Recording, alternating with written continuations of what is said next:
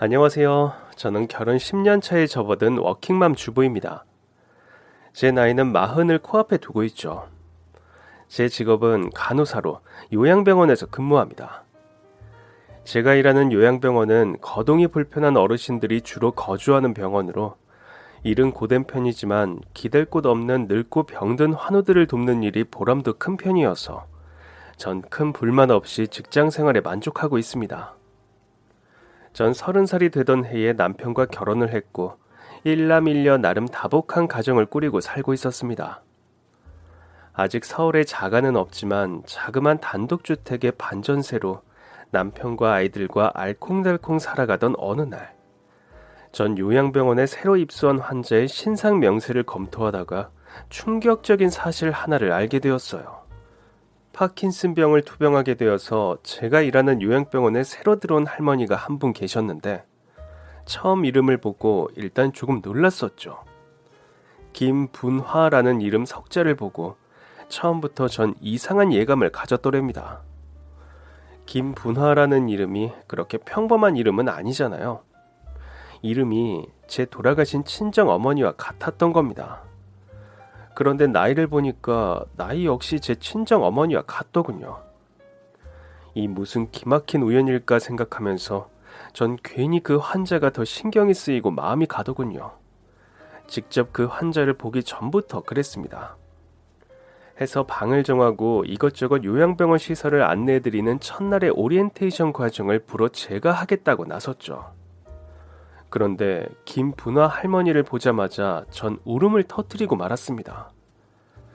빛바랜 사진 속 돌아가신 엄마와 외할머니, 전 그 두 분이 집 마당에 서서 나란히 찍은 사진을 액자에 끼워 넣어 늘 소중하게 보관했었는데 그 김분화 할머니의 모습이 제 외할머니 살아 생전 모습과 붕어빵인 겁니다.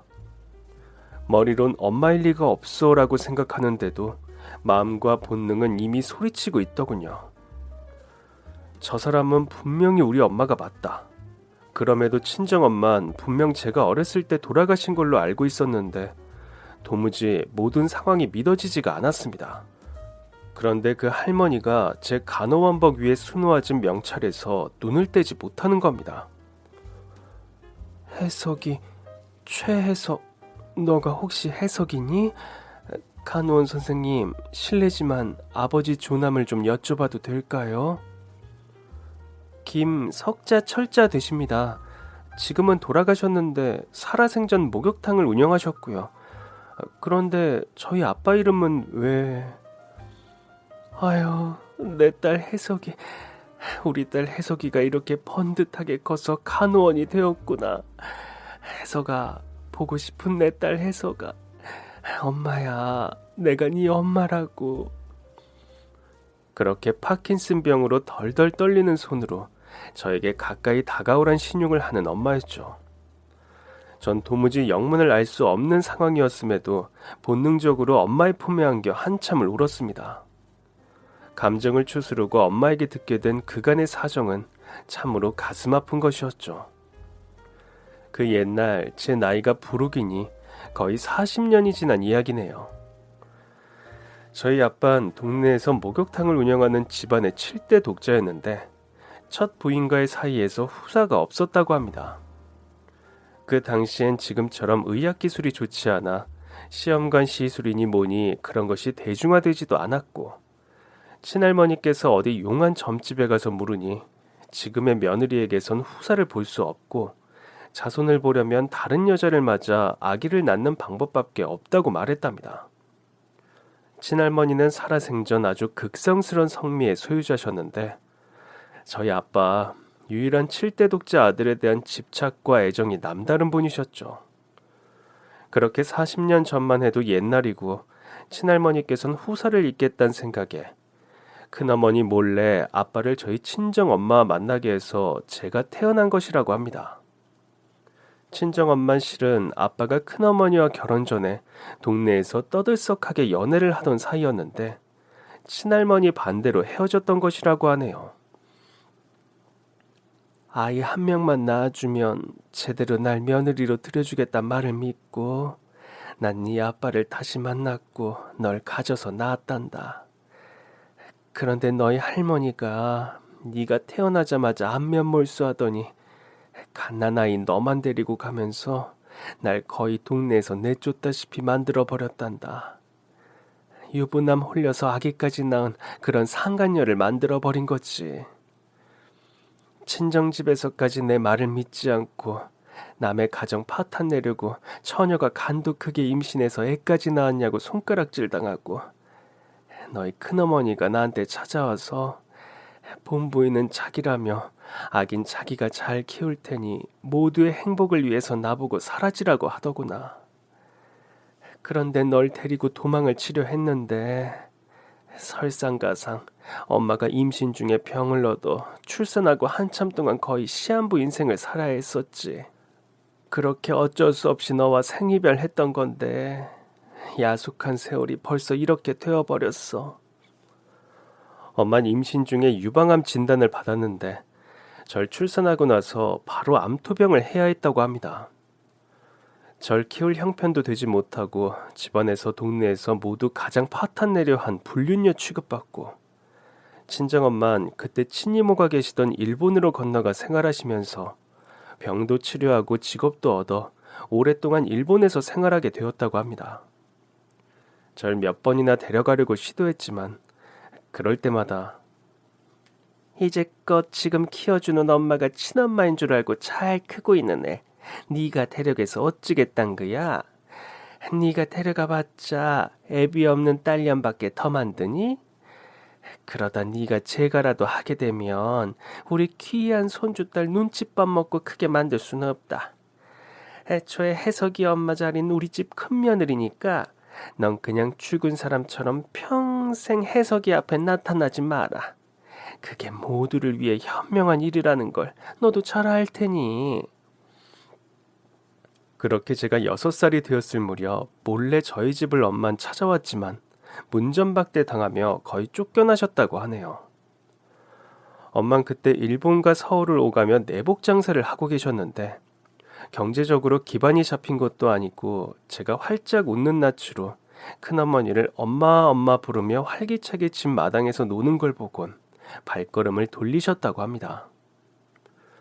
저희 친가가 나름 변두리 동네에선 먹고 살만하단 알부잣집이어서 당시 엄마 생각으론 엄마가 절 데리고 가는 것보다 경제적으로도 훨씬 여유가 있는 아빠 밑에서 크는 게 낫겠구나 싶으셨다고 합니다. 또 그때만 해도 엄마가 엄마의 건강에 관해 자신이 없었다고 하네요. 유방암 수술을 받으면서 언제 재발이 될지 모르고 다시 재발이 되면 시한부 인생을 살게 될지도 모른다는 병원의 소견이 있어서 함부로 절 데리고 가 키울 용기가 생기지 않으셨단 겁니다. 전 이런 사정도 모른 채 40년 가까이 친엄마가 이렇게 세상에 버젓이 살아계신 줄도 모르고 살아왔던 거였고요. 절 키워주신 큰어머니, 전 중학교 갈 즈음 절 키워주신 큰어머니가 친엄마가 아니란 사실을 알게 되었죠. 집안의 어르신 중 누군가가 차분하게 불러서 얘기해 준 것이 아니라 친할머니에게 왜곡된 사실과 함께 전해들어서요. 혜서가, 지금 널 키워주는 엄만 친엄만 아니다만 친엄마 이상으로 널 거두고 길러주신 분이니 하물며 네가 서운하거나 엄마가 없단 생각은 하지 말거라. 널 낳을 친엄마는 널 낳자마자 돌아가셨고 아기를 낳지 못하는 몸이었던 지금의 엄마가 널 이제껏 정성스럽게 키워주신 거니까 알아들었니? 전 친할머니의 말을 듣고 또 주변 어른들의 말만 듣고 정말로 저희 친어머니가 세상을 떠나신 줄로만 알았습니다. 친엄마가 계시던 동네에서 계속 살았더라면 주변 이웃 사람들한테 풍문으로라도 이런 소문을 들을 수 있었을 텐데, 제가 유치원에 들어가는 즈음 해서 저희 친간 경기도로 이사를 가는 바람에 제가 친엄마에 관한 제대로 된 소식을 더 들을 수가 없었던 거죠. 친엄만 그렇게 다시 암이 재발할지도 모르는 몸을 하고도 악착같이 장사하고 돈을 모으셨답니다. 20여 년 전부턴 아예 서울로 돌아와 동대문에서 내복과 옷장사를 오래 하셨다고 하네요. 유방암으로 투병했던 전력이 있는 엄만 언제고 다시 암이 재발할까 늘 노심초사였는데 다행히 엄마가 건강관리를 잘 하셔서였는지 몰라도 다시 암에 걸리진 않으셨답니다. 술, 담배 일치 안 하고 장사를 매일 하시면서도 운동도 거르지 않는 덕분 같다고 말씀하시더군요. 돈이라도 악착같이 벌어서 말년에라도 널 만나고 싶었는데 네 소식을 좀 알아봐야지 하는 순간에 또 이 관절염과 파킨슨병 투병을 하게 됐지. 아픈 몸으로 네 앞에 나타나봤자 듣기론 결혼해서 잘 산단 너에게 짐이나 될 것 같아서 그저 소리 소문 없이 지내왔는데 이렇게 요양병원에서 널 만나게 되다니. 아니 엄마, 몸이 불편하시면 더 제게 연락을 하셨어야죠. 큰엄마도 아빠도 모두 돌아가셔서 이젠 세상에 안 계세요. 친할머니도 마찬가지고요. 네 아빠랑 큰어머니가 두 분 다 돌아가셨다고? 난 너희 할머니 돌아가신 얘기는 어떻게 들었는데 네 부모님까지 모두 돌아가신 줄은 또 몰랐구나. 알았다. 한들 너에게 평생 엄마 노릇 한번 못 해줬는데 이제와 병든 몸을 하고 네 앞에 나타나는 게 면이 안 서더구나.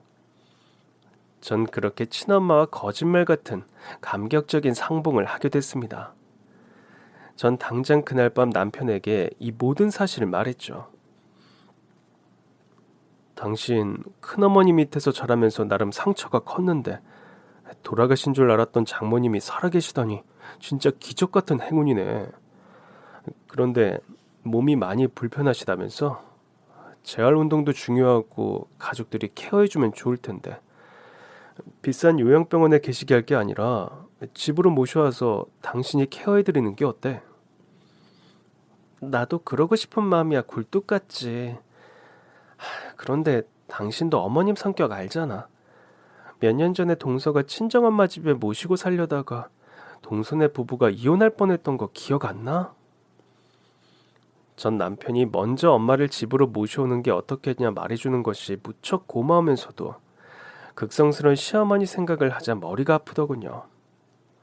저희 시어머니는 시집살이를 강요하지 않는 대신 절대로 처가부모를 내 아들이 한 집에서 모실 수 없다는 가치관이 확고하신 분입니다. 결혼 초부터 저와 동서에게 이 점을 누누이 강조하시던 분이죠. 그런데 몇 년 전 동서의 친정 부모님이 이혼을 하신 겁니다. 이혼 사유는 평생 동안 계속된 동선 친정 아버지의 습관적인 불륜 탓이었죠. 동서의 친정 어머니는 동서를 비롯 자식들 보고 꾹 참고 사시다가 말년에 이르서서까지 노인대학 다닌다 어쩐다 하며 외도를 일삼는 친정 아버지에게 환멸을 느꼈고 결국 이혼하신 거였죠. 남은 인생까지 개차반처럼 살고 싶지 않다. 내 정신 건강을 위해 이젠 이혼해야겠다 해서 이혼하신 거였고 동서는 그렇게 홀로 되신 친정 어머니를 집에서 모시고 싶어 했습니다. 동서 친정 어머니 역시 지병이 있는 데다 홀로 생활하는 게 신경이 쓰였던 탓이었죠. 서방님도 모두 오케이하고 동서가 친정 엄마를 모시고 오려는데 내 눈에 흙이 들어가기 전까지 내 아들이 처가살이 하는 꼴은 절대 못 본다. 내가 언제 너보고 시집살이 하라고 한 적 있었니? 내 아들이 뭐가 모자라서 멀쩡히 결혼했는데 장물 모시고 한 집에서 살란 말이냐? 빌어먹을 서푼만 주머니에 있으면 처가살이 하지 말란 말이 괜히 있는 줄 아니? 절대 안 된다. 네 어머니 살 길은 네 어머니 선에서 알아서 하시라고 해. 그렇게 크게 집안 싸움이 났고 그때 서방님은 동서와 시어머니 사이에서 이러지도 못하고 저러지도 못하고 정말 난감해하셨었죠. 동서네 부부는 그 일로 갈등한다고 법원에 이혼 서류까지 제출하면서 이혼 직전까지 갔는데 결국 동서 친정 어머니께서 친정 언니네가 사는 제주도 행을 택하시며 사건은 일단락되었었습니다. 얘야, 너 하서방하고 시어머니하고 다투는 일 그만둬라. 친정엄마 집에서 모시려고 이혼한 딸내미 만드는 일, 아휴, 엄만 절대 하고 싶지 않다. 내가 지금 암투병 하는 것도 아니고 시한부도 아닌데 꼭 네 손길이 필요한 것도 아니야. 네 큰 이모네가 제주도에 이주해서 사는데 노인들 살기도 좋고 공기도 좋아서 엄마한테 그곳이 딱일 것 같다. 네 이모랑 같이 살면 적적할 일도 없을 테니 엄만 걱정 말고 네 가정이나 단돌이하며 잘 살아. 동서의 친정어머니는 그렇게 제주도행을 택하신 이후 동서의 큰이모 집 바로 옆집에 거주하시며 지금껏 지내오고 계시죠. 이런 사정이 있었기에 시어머니가 불같이 반대할 것이 뻔했으므로 엄마를 빨리 집으로 모시고 싶으면서도 갈등이 되는 것이 사실이었죠. 한 며칠 제가 잠 못 이룰 정도로 고민하자 남편이 하는 말이, 여보, 그렇게 마음이 무겁고 걱정되면 차라리 장모님을 집에 모시고 우리 집엔 비밀로 하자. 우리 집이 다행히 단독주택이라 만약에 우리 식구들이 집에 방문하게 되면 지하나 옥탑에 장모님 잠깐 가 계시게 하든가 해서 모르게 하면 되잖아. 어차피 우리 엄마나 아버지나 우리 집 거의 오시지도 않는데 딱히 들킬 일도 없는 것 같고 말이야. 어때? 남편 말을 듣고 보니 처음엔 말도 안 돼 했다가 생각해보니까 정 안 될 말도 아닌 것 같더군요. 시부모님들은 1년에 한 번 저희 집에 방문할까 말까. 거의 저희 가족들이 시댁을 찾아가 방문하는 일이 대부분이었기에 남편 말대로 해도 큰 상관이 없을 것 같다는 생각이 들었습니다. 그리고 지금 엄마의 상태가 많이 안 좋으니 집에 모시면서 차차 엄마가 건강을 회복하시게 된다면 뭐 그때 엄마를 친정집에서 가까운 곳에 따로 모셔도 되겠다. 전 그리 생각을 했던 거죠. 그렇게 우여곡절 끝에 꿈에서나 만나 뵙던 친엄마를 집에서 모시게 되었습니다. 아이들은 할머니를 보자마자 무척 반기더군요. 엄만 몸이 불편한 와중에도 손주들 보는 낙에 통증이 되려 줄었다며 더없이 좋아하시는 게 눈에 보였고요. 일단 제가 출근을 하긴 하지만 삼시세끼 그래도 엄마가 식사할 음식들을 내가 준비해서 드시게 할 수 있어 좋았고, 제가 간호원이긴 했지만 전 출근을 해야 하는 입장이라 제가 출근한 동안은 전문 간병인 한 명을 써서 엄마를 케어하니 별 문제가 없더군요. 엄만 답답한 요양병원이 스트레스였는데 딸 집에서 투병을 하게 되다니 말년에 복이 터졌다며 너무 좋아하셨습니다. 남편은 부동산을 운영했는데 자영업자라 시간이 나름 탄력적으로 운영할 수 있었죠. 남편이 정도 많고 원체 어른들에게 잘하는 성격인데 저희 엄마에게도 아들처럼 살갑게 굴어주어 너무 다행이었습니다. 남편은 손님이 없는 빈 시간에 집에 들러서 엄마하고 동네 산책하고 운동하는 것을 도와드리기도 하고, 근처에 멀지 않은 맛집에 엄마를 모시고 가서 식사를 하고 돌아오는 일도 종종 있었습니다. 엄마는 아들 같은 사이를 보게 될 줄 몰랐다면서 너무 좋아하셨고, 저도 그런 남편이 무척 고마웠죠. 전 큰어머니 손에 자라면서 좀 묘하고 애매한 상처를 때로 받으며 자라났습니다.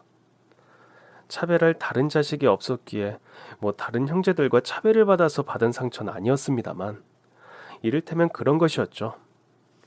큰엄만 제게 엄마로서의 역할을 잘해주시면서도 은근한 거리감 같은 것을 내비치는 순간들이 좀 있었습니다.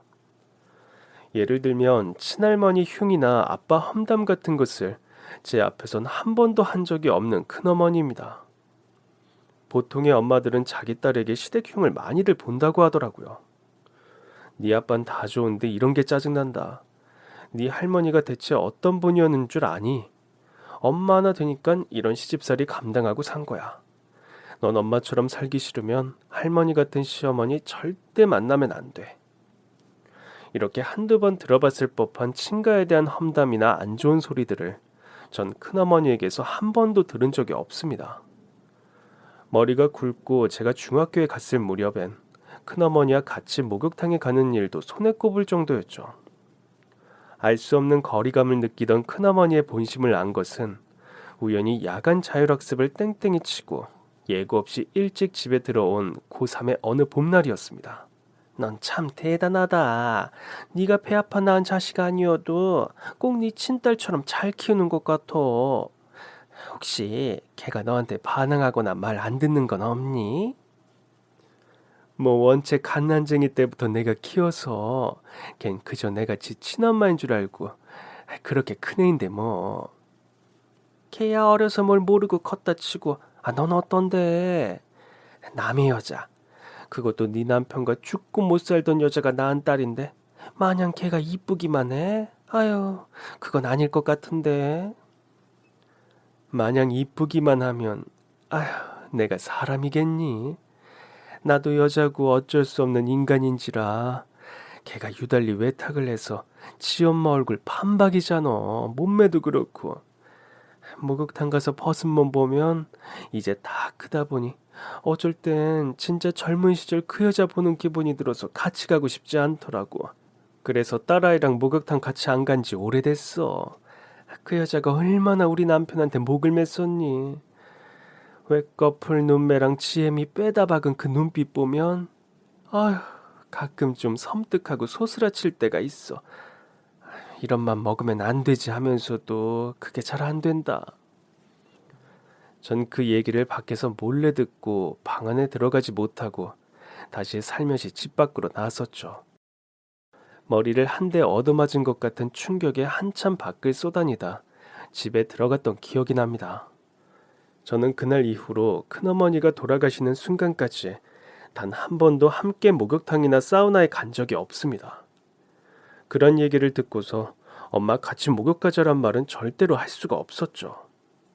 본의 아니게 큰어머니의 진심을 알아버린 그날 이후 설명할 수 없는 냉랭함이 감도는 모녀 사이가 평생 계속되었죠. 저희 친정아버진 제가 대학교 때 심장마비로 돌아가셨습니다. 제가 고등학교 졸업할 때까지만 해도 목욕탕을 운영해서 먹고 살만 하던 우리 집안은 아빠의 주식 투자가 실패하는 바람에 경제 상황이 나락으로 떨어졌었습니다. 이게 제가 간호대학을 들어갈 쯤의 일인데 이 충격으로 아빠는 알아 누우시더니 결국 몇 년 안가 심장마비로 돌아가시고 말았죠. 아빠가 돌아가신 후 저희 집의 남은 재산이라곤 빚만 더글더글한 목욕탕 건물과 살고 있는 아파트 한 채가 전부였죠. 큰어머니는 아버지 사후에 발빠르게 남아있지 않은 얼마 안 되는 재산을 모두 자신의 친정 식구 명의로 돌려놓았습니다. 제가 지금의 남편과 결혼할 때에도 축의금 정도만 형식적으로 건네주셨을 뿐, 전 친정의 도움을 거의 받지 않고 맨몸으로 시집온 것이나 다름없었죠. 그나마 제가 대학병원 간호사로 몇 년을 일을 부지런히 했기에 기본적인 혼수와 결혼자금 충당이 가능한 것이었습니다. 이런 모든 상황을 정리할 힘이 없던 어린 전, 큰어머니가 하는 일을 불만스럽게 지켜볼 수밖에 없었습니다.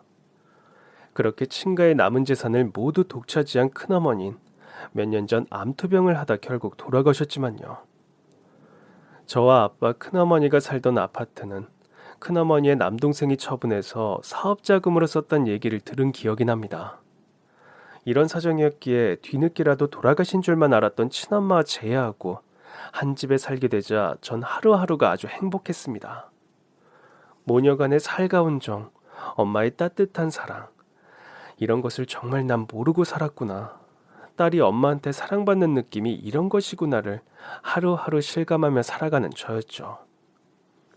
엄만 몸이 불편한 와중에도 소일거리 한답시고 아이들이 좋아하는 밑반찬이며 제가 좋아하는 찌개 등을 끓여놓고 퇴근길에 절 기다리시곤 했습니다. 엄만 재활운동이나 부지런히 하라고 아무리 말씀드려도 운동 삼아 재미삼아 하는 거다라고 말씀하시며 저녁 한 끼는 서툴게나마 꼭 본인이 준비하려고 하셨죠.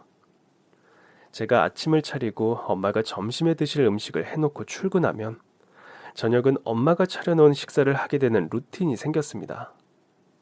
그리고 주말이면 엄마와 딸아이를 데리고 꼭 목욕탕에 갔습니다. 사우나를 유달리 좋아하는 성미가 엄마나 저나 똑같았죠. 전 엄마의 등을 밀어드리고 딸아이도 고사리 손으로 할머니 등을 같이 밀어드리면 아이처럼 좋아하는 엄마셨습니다.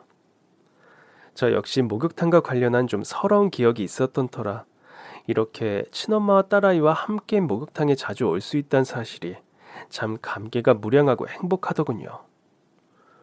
제가 집에 고용한 전문 간병인은 솜씨가 좋은 사람이었고 또 틈틈이 남편 역시 엄마의 재활운동을 많이 도와주는 바람에 엄마의 상태는 나날이 호전되어 갔죠.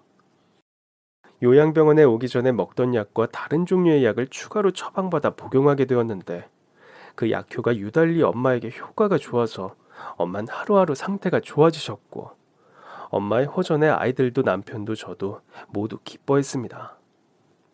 그렇게 시댁엔 비밀로 엄마를 집에 몰래 모시고 함께 산 지 2계절쯤 지났을 무렵 병원에서도 엄마의 병이 눈에 띄게 상태가 호전되었다면서 이런 식으로 운동도 부지런히 하고 관리를 잘하란 말을 듣고 좀 안심하고 지내던 어느 날이었죠. 전 시댁의 인사차 방문해서 시부모님 혈압을 재드리고 평소 챙겨드리는 영양제도 드리고 담소를 좀 나눈 뒤 집을 나섰습니다. 제 직업이 간호사인지라 가끔 시댁을 방문하면 혈압도 재드리고 혈당도 체크해드리고 가끔 제 손에서 투여 가능한 영양제도 놔드리고 해서 시부모님이 좋아하셨죠. 그날도 시댁에서 시부모님 그리고 동서와 같이 점심 식사를 마치고 시아버지께 영양수액을 놔드린 뒤 밖으로 나왔는데 전철역에 도착했을 즈음 지갑을 시댁에 두고 온 사실이 생각나더군요. 헐레벌떡 시댁으로 다시 돌아갔는데 반쯤 열린 현관문에서 이런 대화가 들려오는 겁니다. 어머니, 형님이랑 아주버니 이혼 안 시키시면 더 이상 용돈 없어요. 아니, 갑자기 잘 사는 애들을 이혼시키라니 그게 무슨 아닌 밤중에 홍두깨 같은 소리니? 왜, 네 형님이 우리 몰래 뭐 바람이라도 피웠더냐? 그런 게 아니라요. 그 반대예요, 어머니. 아주버님이 바람이 나도 보통 난 것이 아니라고요. 아니, 우리 큰아들이 바람을 피웠다고? 지 처밖에 몰라 좋아 죽는 애처가 녀석이 무슨 바람을 피워. 너 그거 어디서 헛소문 듣고 와서 쓸데없는 소리 하는 거 아니고? 어머님, 제가 어디서 헛소문 듣고 와서 이혼 운운할 사람으로 보이세요? 형님도 모르시는데 제 친한 친구가 최근에 형님네 동네로 이사를 갔어요. 해서 본의 아니게 근래에 형님네 동네에 제가 자주 갔는데 그 동네 커피숍이며 식당이며 아주버님과 그 내연녀를 한두 번 목격한 게 아니라고요. 멀리서 보긴 했지만 나이도 아주버님보다 연상 같던데 다 늙은 여자랑 그게 뭔 짓인지 정말. 얘, 너 조용히 못하니? 네 시아버지 잠기 밝은 거 알지? 지금 큰애가 놔준 영양제 맞고 잠들었기에 망정이지. 네 시아버지 귀에 들어가는 날에 네 아주버님 탈이 몽둥이가 남아나질 않을 거다. 아휴, 이 사달을 대체 어쩌면 좋니? 저도 이 사태를 어떻게 해야 좋을까 고민이 많았어요. 형님네 아이들도 아직 어린데, 그런데요. 뭔가 갈라서게 하기엔 너무 올 때까지 상황이 와버린 것 같아요. 아니, 그건 또 무슨 말이야? 엊그저께요. 제가 친구 보러 갔다가 또 아주버님하고 그 상간녀를 공원에서 뒷모습을 본 거예요. 이번엔 저 불륜녀를 아주버님이 보는 앞에서라도 족쳐야겠다 하고 두 사람 뒤를 밟았는데 세상에 제가 이번엔 뭘 본 줄 아세요? 뭘 봤길래? 뜸들이지 말고 얼른 말해. 아주버님과 그 여자가 훤한 대낮에요. 뻔뻔하게 아주버님 댁으로 나란히 팔짱을 끼고 들어가는 거예요. 당장 집으로 따라 들어갈까? 아니면 형님한테 전화를 할까 하다가 그렇게 되면 너무 험한 꼴 보게 될 것 같고 또 제가 다리가 너무 후들거려서 그렇게 못하고 사진만 찍어뒀네요. 이거 보세요. 아니 진짜 이건 우리 큰아들이 맞는데 옆에 여자가 분명하긴 하구나. 뒷모습밖에 없어서 얼굴은 안 보인다만. 어머님, 아들이라고 편들 생각 마시고 어른답게 처신해주세요. 제가 다른 건 몰라도 바람 피운 남자들 경우를 불문하고 그거 절대 용서 못해요. 저희 친정아버지께서 평생 바람 피우시는 바람에 그거 참고 사신다고 저희 엄마 지금도 심장약 달고 사세요. 협심증에 고혈압에 그런 병들 다 바람둥이 친정아빠 때문에 생긴 거라고요. 저 역시 자라면서 엄마가 눈물로 날밤지 새우는 걸 너무 많이 봐서 그게 어떤 고통인지 너무 잘 알아요. 그런 비극을 반복하게 할 수는 없으니 당장 형님네 부부 이혼시키세요. 어머님께서 그렇게 안 하시면 저 이번 달부터 어머님 용돈 한 푼도 못 드려요. 전 동서와 시어머니가 하는 이야기를 듣고 처음엔 놀랐다가 실수가 나오더군요. 동서가 불륜녀라 의심하는 여잔 저희 친정 엄마임이 분명했죠. 남편과 동네에서 산책하고 카페에 가고 식당에 가는 여자가 근래 들어 제가 알기로 한 명밖에 없었으니까요. 살가운 성격의 남편은 엄마를 모시고 다닐 때 아직 거동이 느리고 불편한 엄마를 위해 늘 팔짱을 끼거나 손을 잡고 다녔는데, 그게 멀리서 지켜본 동서의 눈엔 상간녀와 데이트를 하는 것으로 보였던 모양입니다. 저희 엄마가 나이는 60대 후반이신데 젊어서부터 워낙 살이 찌지 않는 체질인데다 파킨슨병을 앓고 계시긴 하지만 젊어서 운동을 많이 하신 터라 뒤태만 보면 나이를 가늠하기 힘든 것이 사실입니다. 게다가 왕년에 옷장사를 하시던 분이라 노인치곤 패션 감각이 좋고 나이보다 젊고 좀 멋지게 입는 것을 좋아하는 분이다 보니 시력까지 고도 근시인 동서가 멀리서 보기엔 상간녀로 오해할 만도 했죠. 전 한숨을 푹 내쉬고 당장 남편에게 전화를 걸었습니다. 여보, 오늘 부동산 문 일찍 닫고 엄마 모시고 자기 본가로 좀 와. 장모님 모시고 우리 집에? 아니 왜? 아직도 우리 부모님, 장모님 집에 모시는 거 모르고 계시는데 왜 스스로 불구덩이 속으로 뛰어들어가려고 해? 당신 미쳤어? 우리 엄마 성격 모르는 것도 아니면서 왜 긁어 부스럼 만들려고 들어? 다 그럴 만한 이유가 있어서 그러는 거니까 잔말 말고 엄마 모시고 와. 그냥 올 것이 왔단 생각이 들어. 꼬리가 길면 밟히는 법이라더만. 아휴, 그 말이 딱 맞네. 세상에 영원한 비밀 따윈 없는 거고 언제까지 이런 식으로 도둑고양이처럼 엄마를 모실 수도 없는 노릇이야. 우리 엄마가 무슨 범죄자도 아닌데 내가 그동안 생각을 잘못한 것 같아. 엄마 모시는 거 당당하게 커밍아웃 하려고 하니까 당신도 우리 엄마한테 간단히 말씀드리고 마음 단단히 먹고 와. 전 그렇게 시댁 앞에서 기다리고 있다가 남편과 엄마가 도착하자 두 사람을 함께 데리고 시댁으로 들어갔습니다. 시댁 거실에선 여전히 심각한 얼굴의 동서와 시어머니가 두런두런 얘기를 나누며 훗날을 모의 중이더군요. 남편이 먼저 시댁으로 들어갔고 제가 들어갔고 그리고 제 뒤를 따라 저희 엄마가 들어오셨죠. 전 불어 망설이는 엄마에게 엄마 빨리 들어가자 이렇게 말하며 들어왔고 제 뒤를 따라 들어오는 반백의 여자를 보고 동서가 하얗게 질려 납작 엎드리더군요. 아니 저 여잔...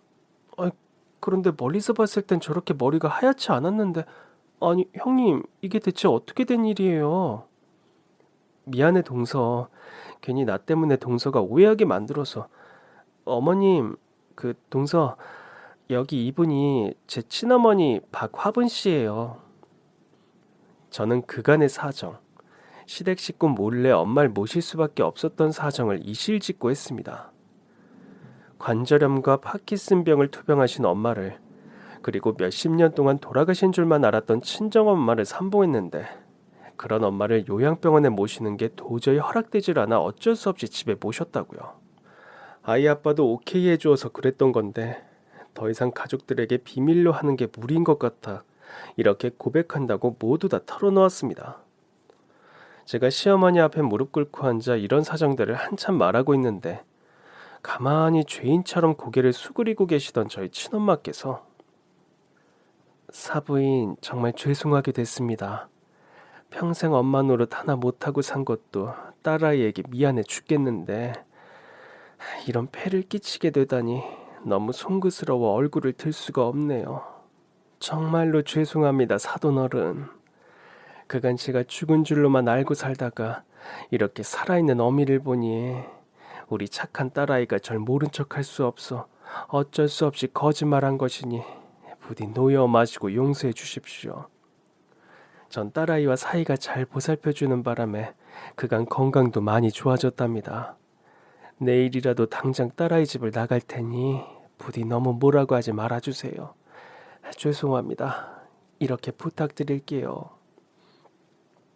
그렇게 긴장하셔서 평소보다 더 벌벌 떨리는 손과 다리를 하고 간곡하게 비는 엄마를 보자 저도 모르게 눈물이 주르륵 흐르더군요.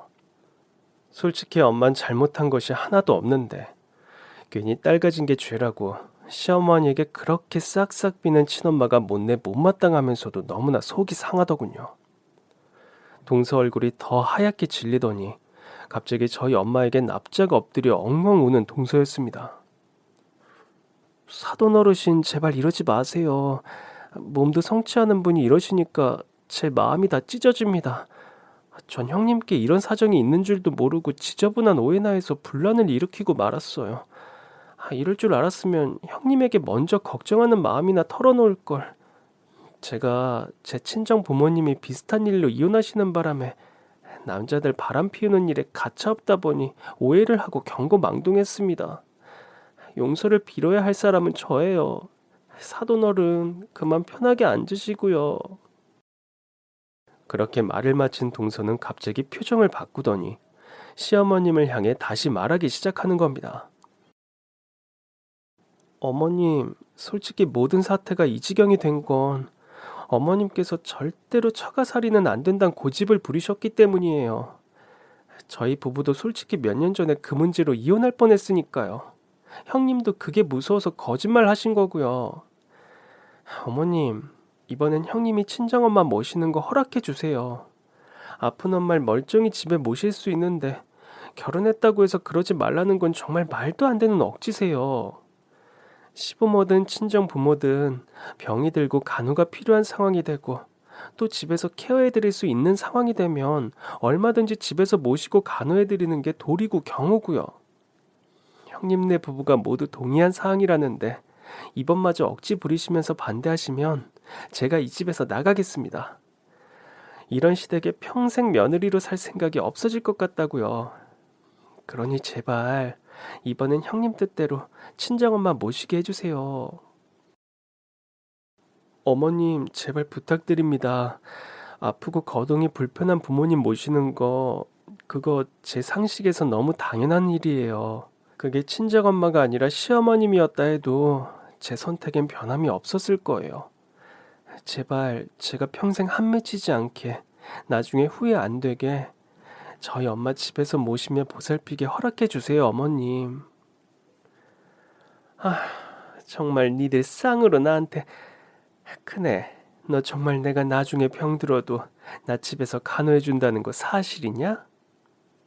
그럼요, 어머니. 저 간호사 며느리예요. 간호사 며느리가 병든 시어머니 다른데 안 맡겨요. 약속합니다. 공증 쓰라면 공증이라도 쓸게요, 어머님. 저와 동서의 완곡하고 완강한 부탁에 시어머니께선 백기를 드셨습니다. 무엇보다 동서의 이혼 강수와 제가 후에 시어머니께서 몸이 불편해지시면 모시겠다는 호언 장담이 효력을 발휘한 것 같더군요.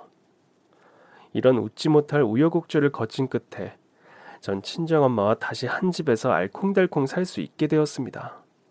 엄마 모시고 사는 일을 시댁에 비밀로 하고 살 땐 사소한 것 하나도 거짓말해야 하는 일들이 많아 성가시고 골치가 아팠는데 이제 그렇지 않아도 되니까 알터니가 빠진 것처럼 아주 시원하고 홀가분하더군요. 아이들에게도 집에 할머니 모시고 사는 거 친할머니 댁엔 절대 비밀이다. 시댁에 갈 때마다 이런 단도리를 안 해도 되니까 너무 편하더군요. 동서는 그 사건 이후 제게 너무 미안하다면서 몇 번이나 사과를 했습니다. 형님에게 그런 사정이 있는 줄도 모르고 자기가 괜히 헛입을 놀려 분란을 만들었다고요. 전 절대 아니라고, 동서가 강경하게 시어머니께 말을 잘해준 탓에 엄마를 이렇게 집에서 모실 수 있게 되었다고 고맙다고 했습니다. 솔직히 동서가 옆에서 자기도 엄마를 집에서 모시지 못했는데 형님만 모시게 할 거냐, 이거 차별 아니냐, 이런 식으로 나왔다면 아마 엄마를 집에서 평화롭게 모시는 일이 불가능했을지도 모르니까요. 시어머님 평소 돈이라면 사족을 못 쓰는 분이고 저의 어떤 말보다도 형님이 친정엄마 모시게 안 해드리면 이혼한다, 특히나 다달이 드리던 용돈도 한 푼도 드릴 수 없다는 말에 의견을 굽히신 것이 분명했습니다. 전 동서에게 고맙다고 했고 가정주부인 동선 틈날 때마다 저희 집에 들러 저희 엄마 말벗도 해드리고 또 산책 겸 운동도 해주어서 너무 고마울 따름이었죠. 동서와 전 이 사건을 계기로 아주 돈독한 친자매 같은 사이가 되었습니다. 엄마를 그렇게 집에서 모시고 같이 산 지 1년이 지난 어느 날 엄마의 생신이 돌아왔습니다. 저희 부부는 동서네 부부도 집으로 초대해서 거하게 생일잔치를 벌였죠. 전 며칠 전부터 부지런히 장을 봐서 준비하고 동서도 아침 일찍부터 저희 집에 와서 이것저것 저와 함께 음식을 만들었고요. 정말 잔치 분위기 제대로 난다면서 흥겹게 엄마 생일상을 준비하고 생일 케이크에 초를 붙여서 노래도 부르고 손주 녀석들의 간단한 재롱잔치 후 저와 남편은 엄마에게 준비했던 선물을 드렸습니다.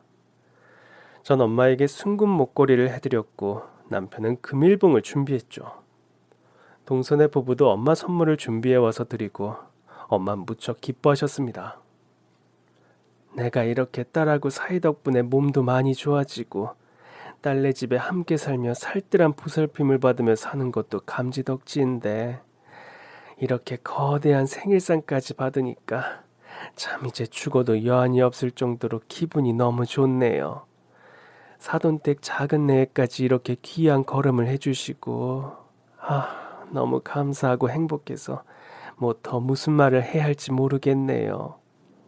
그렇게 기분 좋은 생일잔치가 끝나고 동선의 가족들이 집으로 돌아간 뒤 저와 남편을 조용히 부르시는 엄마였습니다. 듣자하니 올해 말에 이 집 계약이 끝나간다던데 이사갈 집은 정해졌니? 안 그래도 이 사람이랑 다음 주부터 집 알아보려고 하고 있습니다. 요새 전세금이 많이 올라서 좀 걱정이긴 한데 장모님께서 걱정하실 일은 하나도 없으니까 안심하고 계세요. 사이가 복덕방하는데 집 하나 못 구하겠습니까? 남편은 그렇게 사람 좋게 웃어 넘겼고 저 역시 엄마는 그런 걱정하지 마시라고 안심시켜드렸죠. 내가 몸이 많이 좋아지긴 했지만 지병이 있어 나서 정신이 말짱할 때 내 주변 정리해놓는 것이 도리다 싶어. 내가 젊어서 어디 시집을 따로 제대로 가본 적도 없이 그저 우리 딸 그리워하는 마음 하나로 열심히 장사만 한 덕에 그래도 남 부끄럽지 않을 만큼 재산을 일구었네. 내가 생일상 분에 넘치게 거하게 받았는데 나도 너랑 네 남편에게 선물을 하나 하고 싶구나. 엄마, 그게 대체 무슨 말이에요? 전 죽은 줄로만 알았던 엄마를 찾은 것 자체가 내 인생 최고의 선물이에요. 그러니까 주변 정리라니 재수없는 말 좀 하지 마요.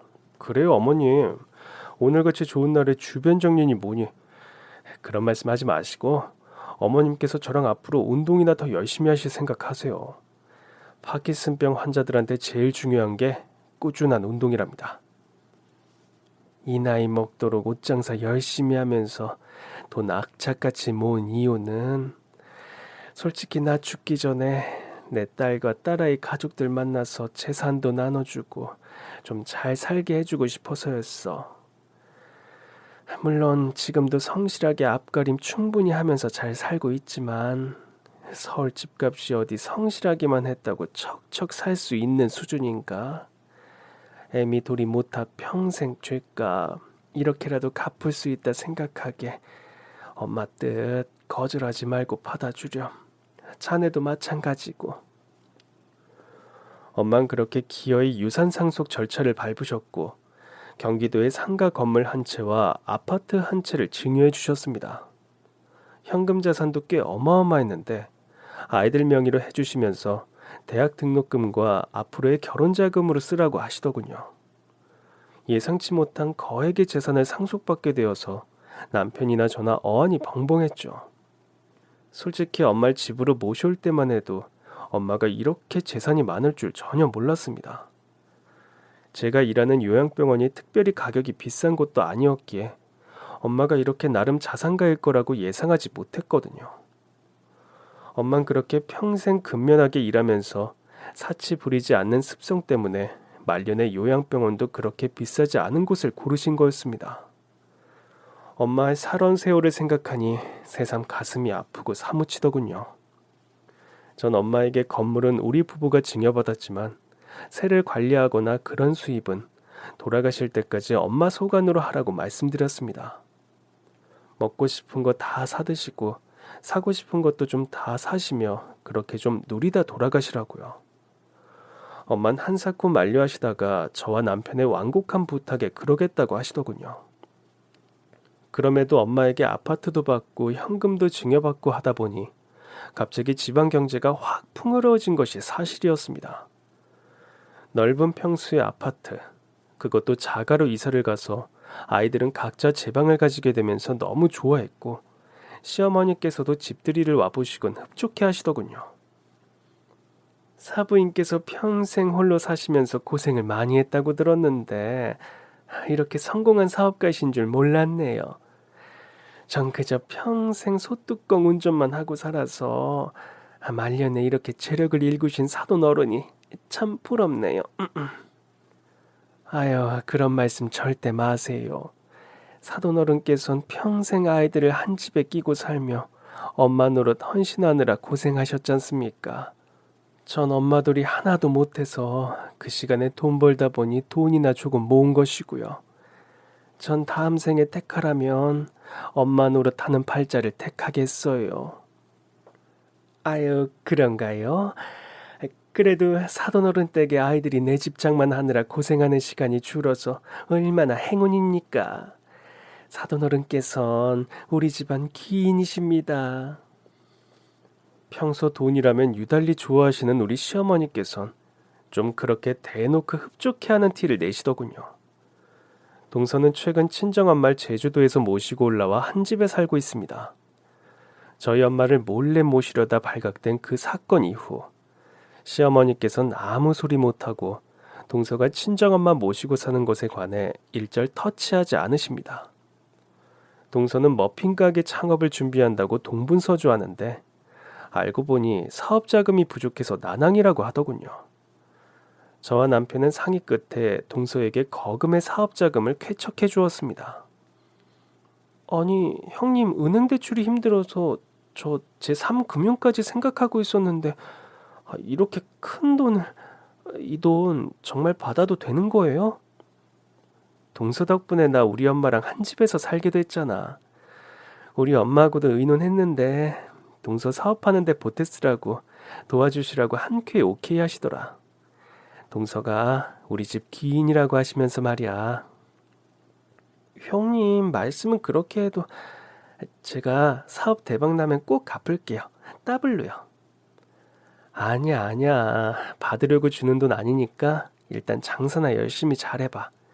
동서는 솜씨가 좋으니까 대박 예감이긴 하지만 동서네는 서방님 사업이 한번 실패하는 바람에 경제적으로 아주 힘든 상황에서 시작하는 머핀 가게라는 걸 저희 부부는 잘 알고 있었습니다. 동생과 우애가 남다른 남편은 우리만 형편이 피고 동생네가 고전해 하는 걸 마음 아파하더군요. 저 역시 동서와 친자매같이 지내는 형편이었고 엄마께 받은 여유 자금을 동서네에게 좀 보태주는 게 도리일 것 같다는 생각이 들었습니다. 그렇게 동서네가 머핀 가게를 오픈했는데 다행히 장사도 아주 잘 되는 모양입니다.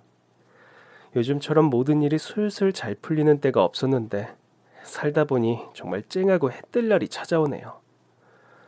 여러분의 내일도 그런 운수대통한 날이 되시길 기원합니다. 그럼 지금까지 제 긴 사연 들어주셔서 정말 감사합니다. 오늘도 행복한 하루 되세요.